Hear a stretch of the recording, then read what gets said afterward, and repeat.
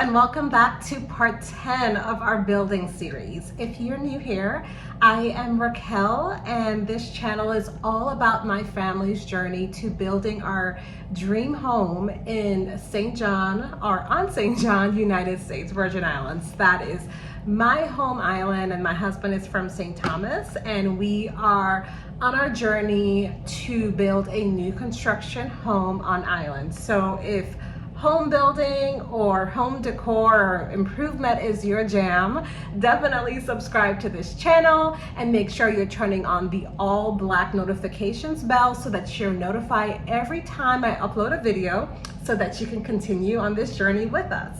All right, so if you guys have been following along this journey, you know that from my background, I am back in Atlanta. So yes, we poured our walls the Monday after 4th of July weekend, so it was July 8th. So it's been a couple weeks. On that day, I was stressed beyond measure. It was literally the most stressful day of my entire year of 2024. And I've started a new job within the last year, and even with a new job and kids and everything, the day that we poured our concrete walls was the stressful day. So I will tell you why it was so stressful here in a minute. So I have notes because I don't want to forget anything about our concrete pour. I know many of you watching are currently building in the Caribbean or the Virgin Islands or stateside, or maybe have aspirations to one day build a vacation home. So I definitely try in these videos to give as much information and show you guys the experience. Now everyone's experience may be different, but I think, you know, sharing is caring. That's what the kids say. So I definitely had to take a couple of weeks to de-stress after the concrete pour. And so I was already nervous before the pour. Just nervous. I think in my last video I said I was nervous about the cost of it, even though based on your plans, your contractor will give you an estimate of how much concrete that will be needed for the pour. So we got an estimate of about 62, 63 yards. But we hadn't poured our slab of our foundation since a year ago. So I was just nervous just because I know with inflation, everything's going up, and I've heard the cost of concrete per yard went up as well. So I didn't know the exact cost. So the stressful part about it is based on how we're building. Now, like I said, everybody's experience is different. Some people may hire a contractor and just have them do everything, like order their concrete and all of that. What we chose to do is found a contractor that was okay and willing to work, and we paid that contractor for labor costs, and we were able to order our own supplies and materials and concrete. So that's what we did. But it does entail, like, you know, you don't have that contractor that's talking on your behalf and ordering and getting their discount. So we had to source our concrete ourselves. So with being on St. John, the small island, there's one concrete company, and St. Thomas has several. I believe there's maybe 3 or 4 concrete companies. So we had to make the decision if we were going to use the company on St. Thomas and have the concrete shipped over, or if we were going to stick with the concrete company on St. John, which is going to be more expensive. So ultimately we decided to just use the concrete company on St. John. That way we don't have to get the concrete barged over and then potentially end up with some delays during the pour, because we would need 7 to 8 trucks. And for some reason, like if the concrete one of the concrete trucks missed the barge, like we could have a cold joint as we were waiting for the truck. So we decided to go with St. John Concrete. We ordered it 2 weeks in advance, the concrete. So we were all set for July 8th at 8:30. Peter and I enjoyed the festivities on St. John for 4th of July, the Carnival Village and the parade, and we really had a good time. But in the back of my mind, I was like, okay, I know this day is coming up. And the crazy thing is, Peter had to go back to Atlanta to come back here to work. So, which left me, even though the contractor is in charge of the job, it left me having to really be the owner out there and manage, like I said, we order the concrete on our own. So we have to manage that they're coming on time, and any decisions that need to be made at the last minute on site, I was the one. Usually Peter is, so it made me very nervous. So he left, concrete was scheduled for 8:30. So on that day, and like I said, I wrote everything down so I'm not forgetting. So on that day, the contractor and his helpers came up at 7:30, actually on the 6:30 boat in the morning. And so they were on site at 7:30, just like buttoning up everything, making sure that there's no holes. Like they was just like walking the property, getting everything prepared for when the concrete truck came. We also, because our property is on a hill, we had to also order a pump truck. So a pump truck pumps the concrete from the concrete truck, and it pumps it into, like, if you live on top of a hill, or down a hill, but mostly on top of a hill, you'll have to get that concrete pumped up if you are pouring concrete. So if you're building in the islands, just prepare for that. If you're not building with cylinder or concrete blocks, be prepared to pay the cost of a pump truck. So like I said, they were on site at 7:30. The concrete was scheduled for 8:30. The pump truck was already there. Everyone was in place. My dad was there, and I was there. I was nervous.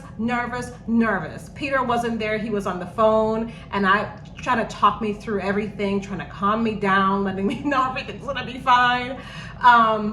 So 8:30 came, no concrete truck. 9:30 came, no truck. We called, and there was some delays there was some mishaps at the concrete plant. Something that I believe was out of their control, but our contractor was there, and the concrete didn't show up until 10:30. So 2 hours after the scheduled time. So for that whole time, our contractor and his workers were just sitting there. I felt horrible. I was just, because we are supposed to order this and have it there in time.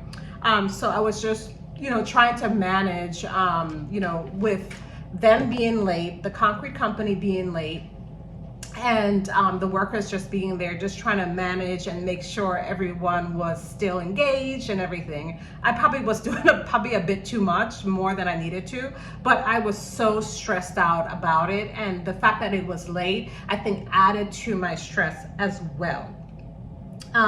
So like I said, the concrete came at 10:30. We ordered about 64 yards, and everything went well. 12:30 came. I stayed on top of the property, so you can see in the videos I'm looking down at the pour, just because I didn't want to get in the way of the guys. Wanted to be there in case anyone had any questions, but I was on top and just hearing all of the different concrete trucks. So everything was, as it got started, it went well. It was coordinated well. I could hear when one concrete truck left, another was coming down the hill. You could hear the horn, and every time I heard a horn, I was just like, yes, we have more concrete coming. There's no delays. There won't be any joints, cold joints in the wall. We're going great. So once we got rolling, I think we were fine. Like I said, my stress level never really went down. It was hot on site. There was mosquitoes all over, and the guys also were bickering a little bit, the contractor and the pump truck owner and the concrete truck. But I believe that's just what guys do on construction sites. But me not understanding, I thought that maybe they were arguing or something went wrong. So every time I heard a little bickering, I was like, okay, something must be wrong. But we were fine. So after we were finished with the cistern area, we moved on to the pour. They moved on to the pour in the one storage area, and then we realized that we needed an extra truck of concrete. We were running low, and it's still a mystery. Our contractor feels as if some of the trucks were a little short. He could have been a little off in his measurements, but really that's what happens sometimes on a construction site. Things happen. So we needed an extra 8 yards of concrete. And again, that was a cost that I was not prepared for. So we got the extra truck. Maybe about 2 hours went by and we were coming up to the last pour, and then we realized that we were still a little short even after the extra truck. What happened is we did not get a chance to pour one of the columns on our porch, so we were short maybe just a little. So I'm glad I was there, because we did have to make a decision to decide to just wait on pouring the column, and we are actually going to pour the column when we pour the retaining wall. So it all worked out. I mean, at the end of the day, it was a stressful day. The road was blocked because our road to our property is a little narrow, and we had a big concrete truck, several trucks coming and going, a pump truck. So I didn't want to disrupt the neighbors too much. We were there for a couple hours, so that in itself was stressing me out. And I think if Peter was there, he probably would not have been as stressed as I was, but that's just me. I just wanted everything to go perfectly. We started late. The pour went well. We were a little short, but in all, it worked out. So our walls are poured. I know that I've been getting a lot of requests for like price breakdown and all of that. So I will do that on this channel. So stay tuned. If you are not subscribed, please subscribe now, because in my next video, I'm going to detail the cost of just concrete in the islands, the Virgin Islands, as it compares to other islands and stateside. So that, like I said, if you're thinking of building and you want to get an idea of how much concrete costs per yard in the islands, that will give you a good start to say, if this is something that you are ready to jump into right now. So that's it for today. And like I said, we are poured, our walls are poured. The next step will be to pour our retaining wall here in the next 2 weeks. Peter and I will go back down. Well, Peter will, and then I'll probably come after. And he is going to, with the contractor, manage the pour of our retaining wall and our septic. We're going to get that complete as well.